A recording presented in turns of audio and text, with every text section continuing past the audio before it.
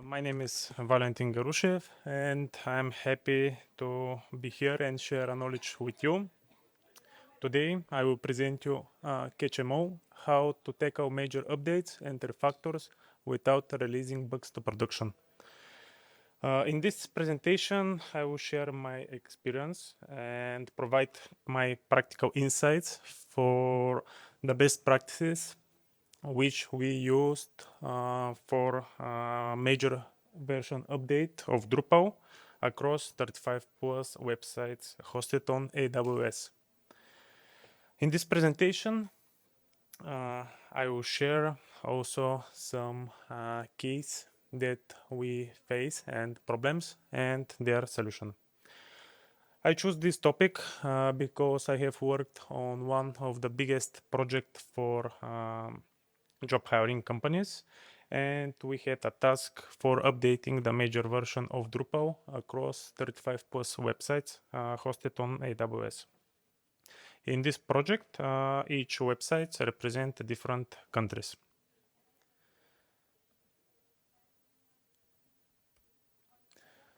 So, who I am? I have been a part of Jakawa since a couple of years. Jakawa is one of the biggest data and AI companies in Europe.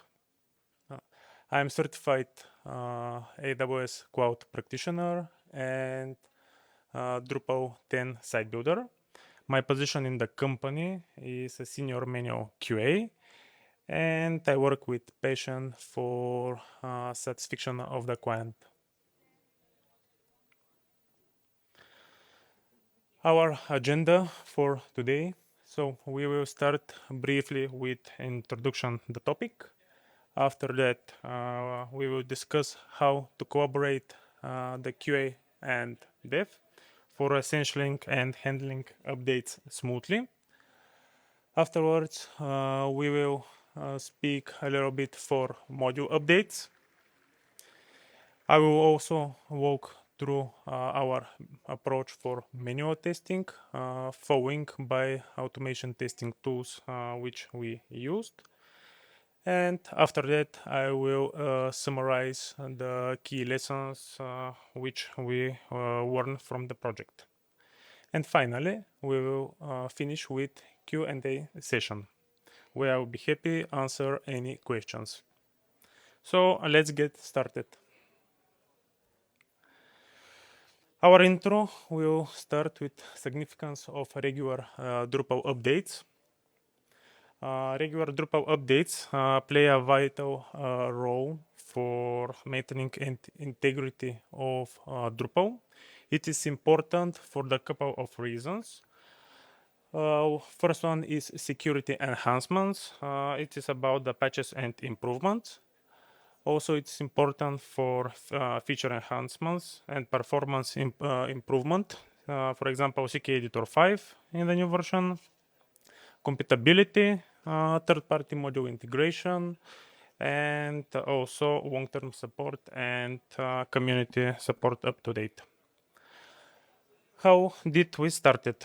It was challenging to start because the topic was so big and we had to do first research to prepare the steps for updating the version of Drupal from 9 to 9.4 and then to Drupal 10.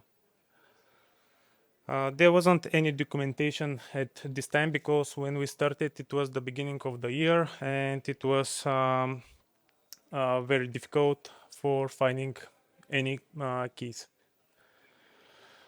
What expect time we had? We thought that this job will take us about 1 year, but of course we managed to do it much more faster, and later you will see how we managed. Collaboration between QA and dev. Having a deep knowledge for the platform and modules. Here it is understanding for platform and modules to be known because they play a crucial role for experiencing where the issues could appear. From my point of view, I was prepared for this update and for the new version of Drupal because I have managed to obtain the certificate for the Drupal 10 site building, and I was uh, aware with the new features in the new Drupal 10. For example, a new theme like Olivero. Also, and the edge cases in the new version of Drupal. Very good communication between QA and dev for eventual problems. So here it is very important, and we make a plan together with the dev, which we follow this plan through the whole journey, and we stick together, and everything was beneficial for us. Having enough time for work without rushing, which avoid of misleading important bugs. So here it was very key point for our success. It was because we follow our roadmap, and also we split the main task from updating Drupal 10 to a small pieces, as we started with POC, for example, where we make a POC for needed modules that has to be updated from version 9, and then after that to update the major update from 9 to 10. In next slide, we will speak about manual testing. So here we will dive in a variety of testing techniques that I have used. And first, I did functional testing. So we started with unit testing of the main modules, with focusing of the verifying individual components of the modules. Afterwards, we had unit validation of the modules on unit levels. And for example, as one of the biggest modules, CK Editor 5, I used boundary value analysis for the testing, and also we did usability testing. About checking modules deeply for configs and functional changes, some edge cases which couldn't be checked with automation tools. Here I used a lot AWS for searching errors and looking for issues which could appear. Also, CloudWatch was used for digging deeply in the logs. S3 was used for testing uploading files from the CMS to Drupal. And another service which was used in AWS mainly was DynamoDB. For example, many of the websites didn't use only one table, so this is an edge case which has to be checked as well. And also Splunk was used. It was used for logs for details error, which are used for further investigation. Developing comprehensive test cases for complex modules like CK Editor 5 for covering all potential use cases. Here, good test cases are important when you know the modules that has to be fully covered. And for example, we faced some of the regression, especially in the CK Editor 5, which paragraphs, language switcher, and etc. This was caused by the new CK Editor 5 mostly rely on the backend, while the old one was relying on the front-end methods. and this causes troubles. But with good test cases, everything was managed to be catched. What is the pros and cons for the manual testing?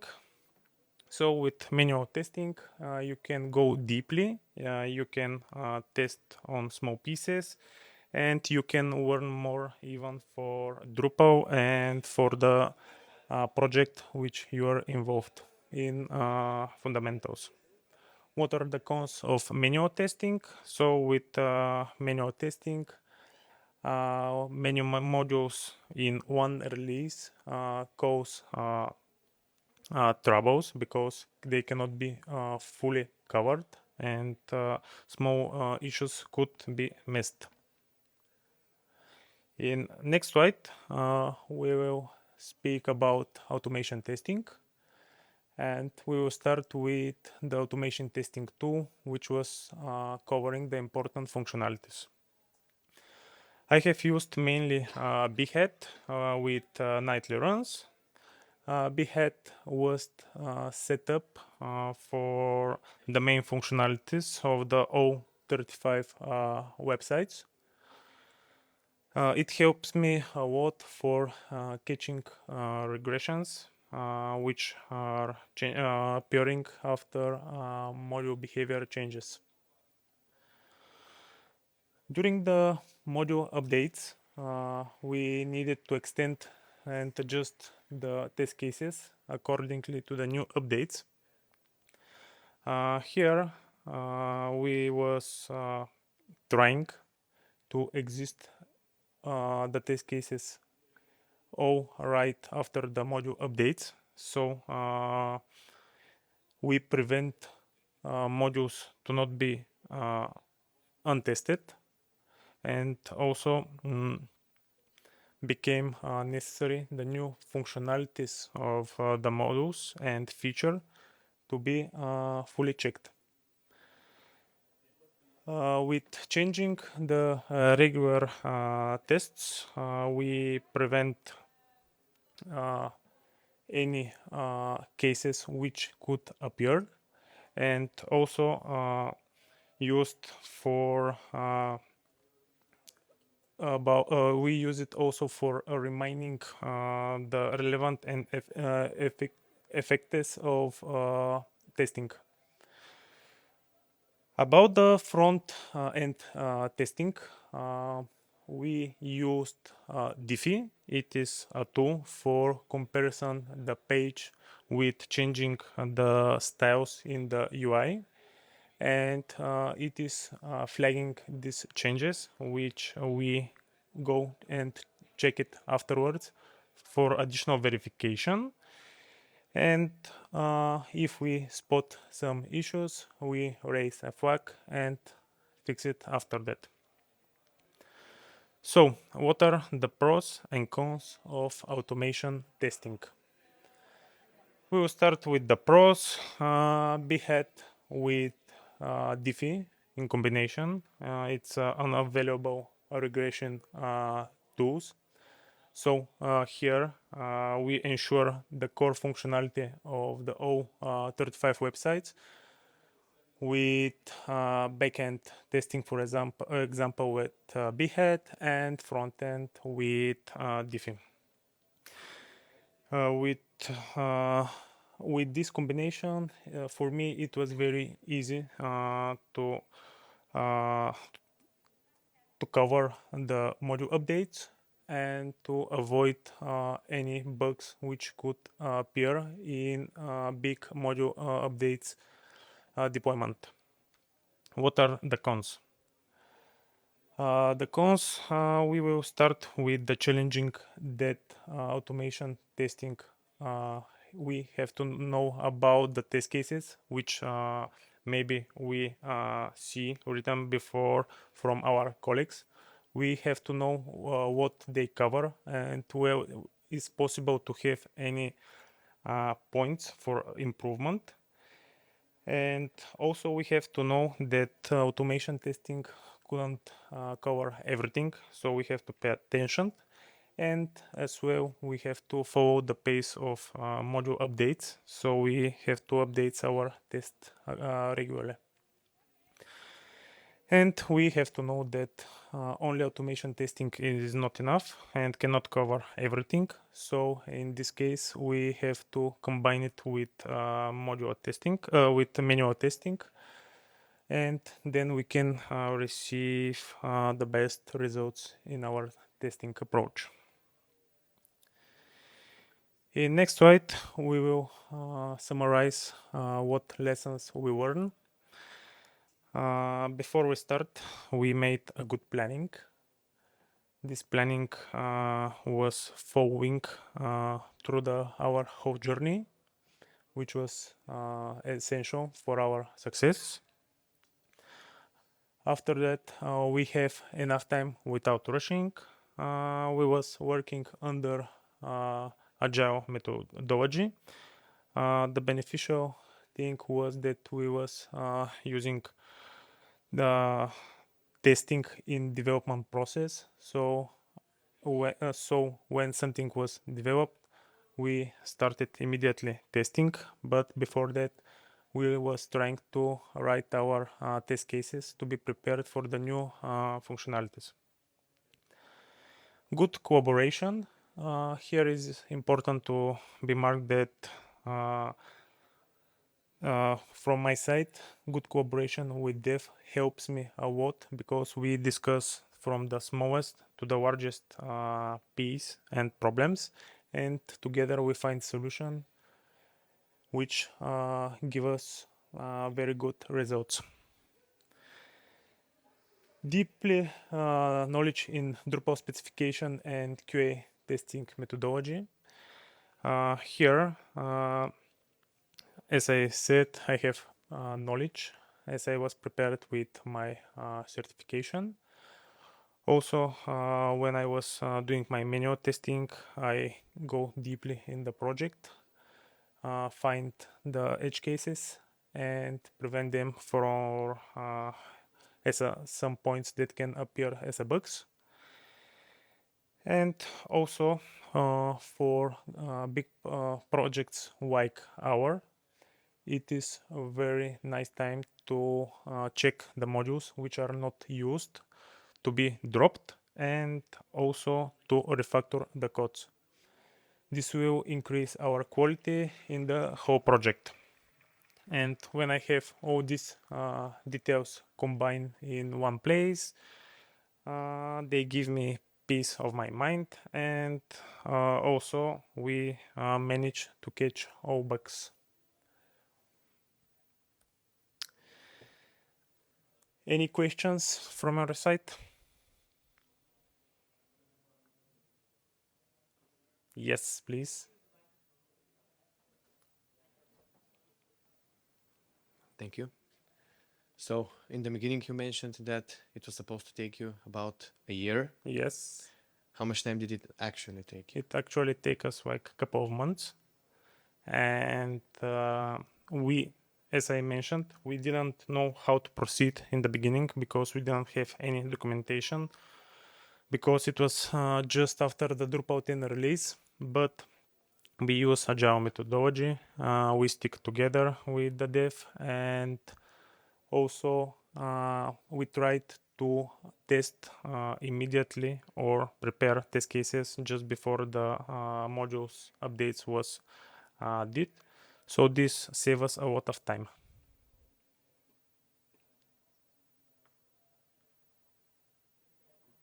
Yes.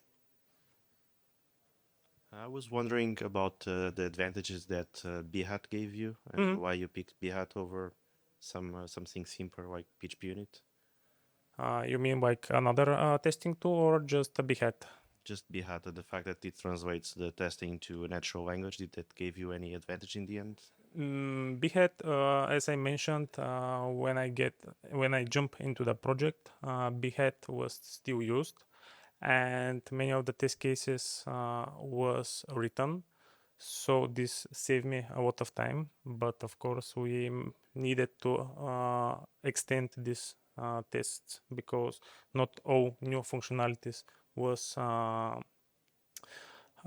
used, and also when you update, for example, some modules, the markup has changed and you need to change it in Behat. This is the main reason for the Behat. And also when we did major updates, this was the best way for checking for any regression, because as you know, for 35 websites you cannot go by hand and check it. For this, Behat helps me a lot and save a lot of time. Any questions? Don't be shy.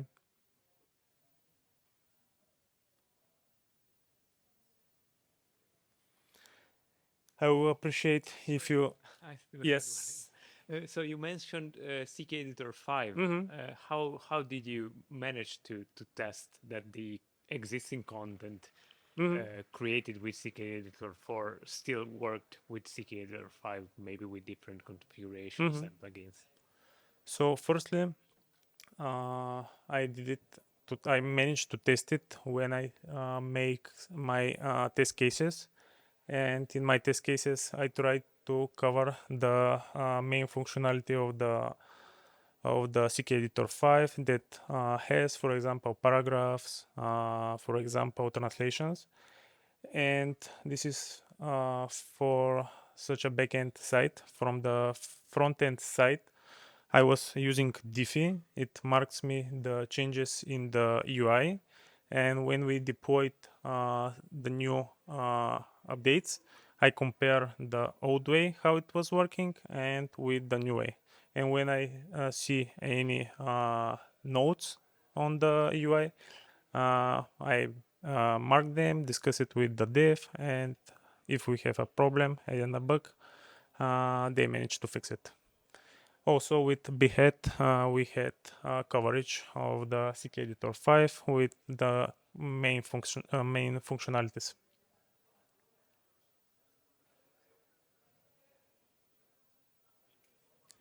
Any questions? I will appreciate if you scan the QR, give your feedback for the session. It will help me for the next time to be a better version of myself. Thank you for your attention.